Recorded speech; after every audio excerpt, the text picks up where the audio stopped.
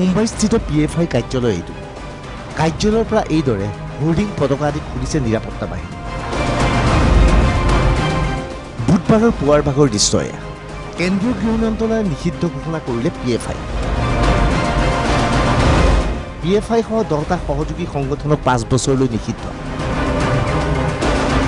দেশজুৰি PFIৰ বিৰুদ্ধে অভিযান চলাই তথ্য সংগ্ৰহ কেন্দ্ৰ PFI অৰ্থাৎ পপুলাৰ ফ্ৰণ্ট অফ ইণ্ডিয়া। কেৰালাত এইদৰে PFIৰ এজন শীৰ্ষ নেতাক গ্ৰেপ্তাৰ কৰিছে আৰক্ষী প্ৰশাসন। সমগ্ৰ দেশজুৰি PFIৰ কাৰ্যালয়ত আৰক্ষী বাহিনীয়ে প্ৰৱেশ কৰিছে। PFIৰ কাৰ্যালয়ত চিল কৰি দিছে আৰক্ষী বাহিনী। PFI সন্ত্ৰাসবাদী সংগঠন। বহু সন্ত্ৰাসবাদী সংগঠনেৰে সম্পৰ্ক আছে PFI। PFI নিষিদ্ধকৰণক বিজেপিৰ আদৰণি। PFI वो संगठन है जो सिमी का एक नया अवतार था। PFI वो संगठन है जिसके आतंकी तार ISIS और JMB जैसे आतंकी संगठनों के साथ थे।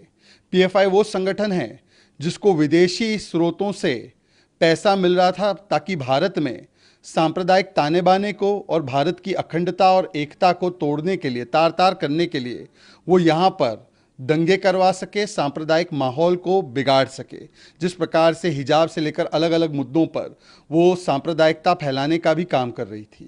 तो इस प्रकार के आतंकी संगठन पर जब हमारी देश की सुरक्षा एजेंसियों ने लगातार तमाम तारों को जोड़कर, तथ्यों को, साक्ष्य को इकट्ठा करके, लगातार रेड करके और जिस प्रकार से सारे फैक्ट्स को इकट्ठा करने के बाद ये कड़ा और ऐतिहासिक निर्णय लिया है तो इसका स्वागत होना चाहिए। केरलात अस्त्र प्रशिक्षण दिছিল PFI। PFIক আগতেই নিষিদ্ধ কৰাৰ প্ৰয়োজন আছিল কোলে প্ৰাক্তন আৰক্ষী সঞ্চালক প্ৰধানে। सराहनीय कदम है जिसको बहुत पहले हो जाना चाहिए था। 2011 में DG's कॉन्फ्रेंस में IB ने यह सूचित किया था कि केरला में और कर्नाटक के जंगलों में PFI के काडर्स वहां पर शस्त्र कवायद और शस्त्र के और विस्फोटकों को तैयार करने की ट्रेनिंग दे रहे हैं।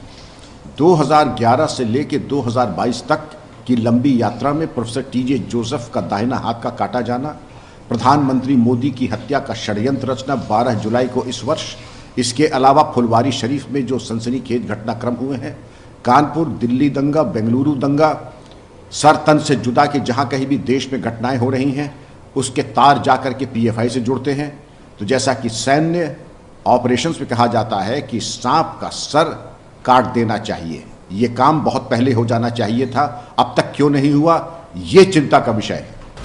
এই সমগ্ৰ বিষয়টোৰ সংক্ৰান্ত নিখিল ভাৰত কংগ্ৰেছ কমিটিৰ ফালৰ পৰা প্ৰতিক্ৰিয়া প্ৰকাশ কৰা হৈছে। নিৰ্বাচন আহি আছে, সেয়েহে PFIক নিষিদ্ধ কৰিছে চৰকাৰে বোলে কংগ্ৰেছৰ মুখপাত্ৰ।